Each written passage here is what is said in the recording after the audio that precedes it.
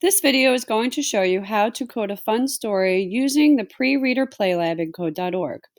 If you click on Mrs. Malchow's Google Classroom page, go to the Classwork tab, open up the optional activity. First, you want to make sure that you're logged into your code.org account. So I'm going to go ahead and click on the link to log into my account first. Click on my name, I click on my picture, and I click on sign in.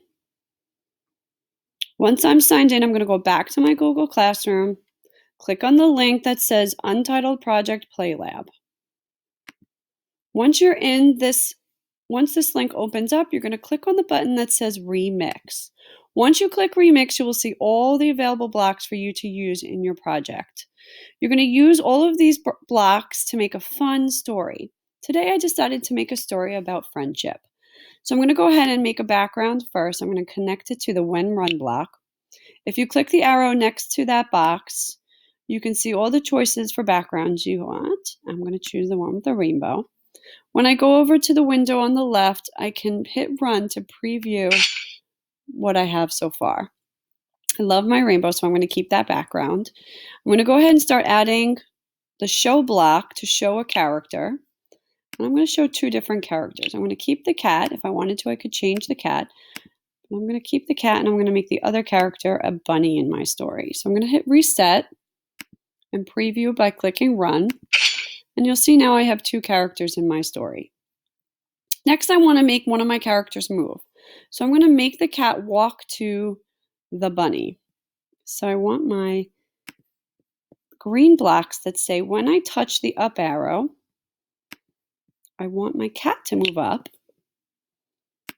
When I touch the down arrow, I want my cat to move down.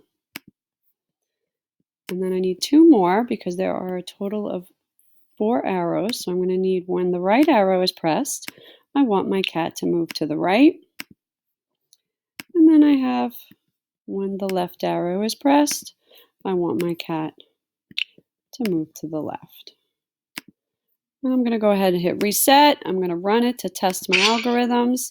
And when I hit the down arrow now, you'll see my cat will move down. He will also move to the right. He can move up. He can move down. And I want him to walk towards the bunny in my story. Now, when he walks to the bunny, I want something to happen.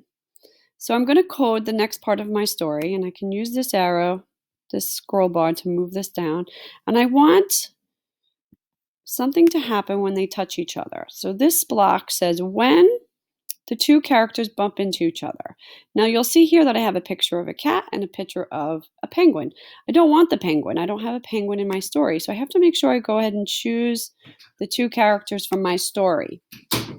So when I click on change it to a bunny, now I have to code something to happen when they bump into each other. So I want my cat to smile to show how happy he is to see his friend. So I'm going to go ahead and choose the happy face.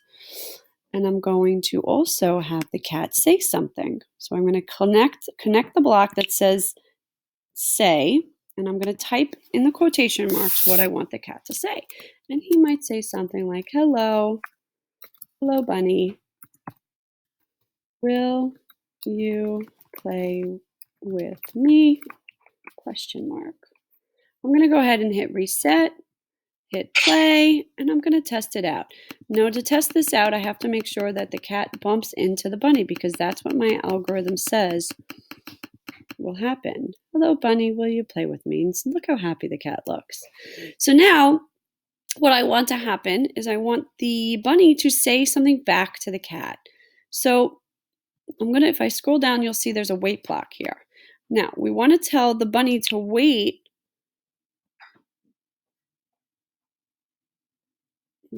Let's say something. I'm going to have the bunny wait. That's fine. I'll have the bunny wait, and the bunny is going to then show his mood. Is going to be very happy. And then the bunny's also going to say something back. Now, if you notice, I still have it saying the cat. I have to make sure to change my character to the bunny. And then the bunny again to say something. So now I want the bunny to say something, and I'm going to write in the quotation marks, yes.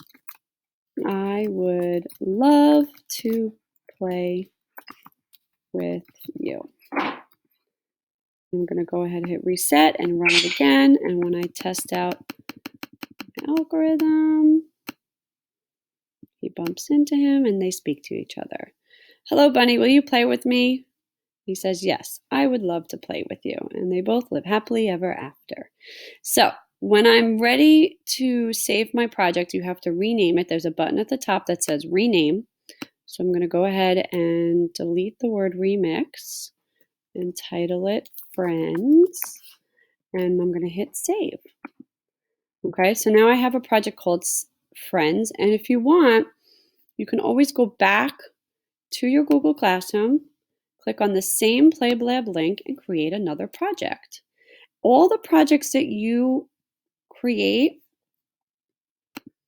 will be in the link called My Projects. If you click on your username on the top right, you will see the option to choose My Projects. If you choose My Projects, this is where you'll see all of your saved projects. And you can rename them, you could delete them, you could do whatever you want to them. But this is where you can go ahead and show all of your family and friends projects that you've coded. I hope you have fun with this.